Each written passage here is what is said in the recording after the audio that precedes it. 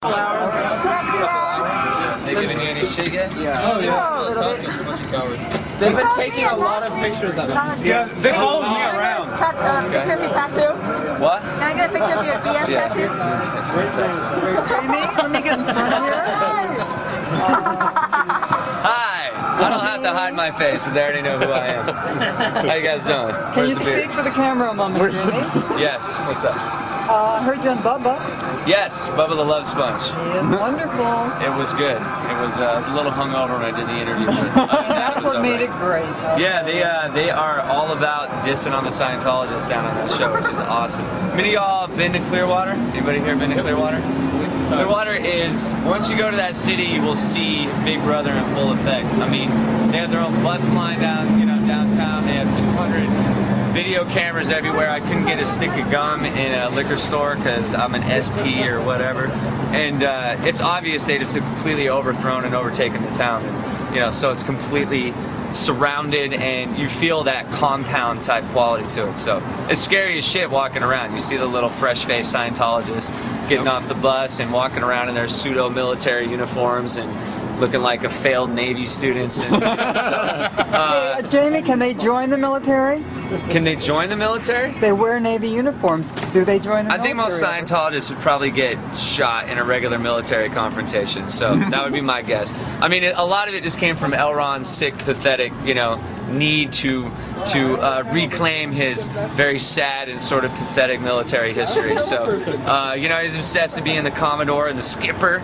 So, yeah, now you've got David Miscavige wearing this shit with fucking 10 tassels hanging off it. Is he Gilligan? I don't know who he is. He's a puppet. He's a puppet that talks to the fist. So, I don't know who David Miscavige is. He's a wacky guy. Asthmatic dwarf, they call him. Artie Zorba calls him the asthmatic dwarf. So you guys been out here for 2 hours? Jamie, why'd you come out today? I came out today because I missed the other ones. I missed the other ones for various reasons, and you kept harassing me and was like, awesome, fucking mom. I was like, all right. Maybe someone will buy me a beer because I got cold liter blood in me or something. I don't know. You need a beer? I'll hook you up. Yeah, I'll take a beer.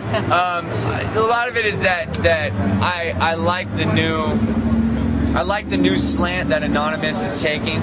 I like the more subversive, wacky quality to it. Ex-Scientologists, and a lot of them don't seem to get this, is after I've done those shows, I'm wary, period, of dealing with Scientology for many reasons. Because one, a lot of ex-Scientologists are just as fucking whacked out as Scientologists, and they have a lot of beef with the system, but they still believe in the teachings. And me, I feel the whole thing is the whole premise is bullshit. I mean, when you have a science with no control and no case studies and actually no evidence, right? I mean, if Stephen King ran through the streets saying that werewolves are attacking the city, you're not going to believe it. A science fiction author says that he's got the new religion. Why should you believe? I mean, I feel that this new attack and this new sort of confrontation, I like the balls of it, and I'm behind that. I'm behind the sort of more Burning Man fucking type subversive, scary commedia dell'arte approach, and I support that. Goddammit, because Scientologists are fucking weird, and even amongst cults, they are a singular breed, and I think that I'm surprised they still exist. And I try to explain that to people, that most cults vanish when their leader dies. The fact they haven't is a testament to how brilliant and vicious the structure is with Scientology, how successful the pyramid scam is, and how much money that motherfucker made before he died. And so the fact that they were able to accrue that much funds and own these many franchises and buildings and be entrenched. And we're also at a dangerous point in history where they're trying to make the conversion. Any religion is just a cult that's been around long enough. So Scientology is trying to get past the growing pains of federal indictments and jail and charges and all of that, and try to escape their besmirched past and sort of move into just hammer in this aura of respectability. And they know if they keep hammering in celebrities and they keep hammering in this sort of public facade, they're going to create more distance from the point that they were almost shut down in America. And we're still at that bridge and still at that gap. And anything anybody can do to to halt that or stop it should be encouraged, really, because, you know, I think Mormons are fucking crazy too, and I'll say that to their face. You know, I think Christians are fucking crazy too, and I don't really have a lot of respect for most organized religions. I'm a big fan of you know, why do you need a God handed to you when you can just invent one yourself? Why not invent it? I mean, Elrond proved that beyond a shadow of a doubt. And, you know, a lot of people mistake that I dislike my great-grandfather or whatnot. I actually have a lot of respect for him in terms of just his hustle, his sheer balls, and I got a lot of respect for someone who's just that parasitic of human souls and was just really out for you know, going for the gold and was on some Scarface, get the money and the power and the pussy, and like he was all about it, and you know, he didn't have morality in his way, you know, and I kind of respect that. I didn't have sanity. I mean, just the fact that you have a con man that is that versatile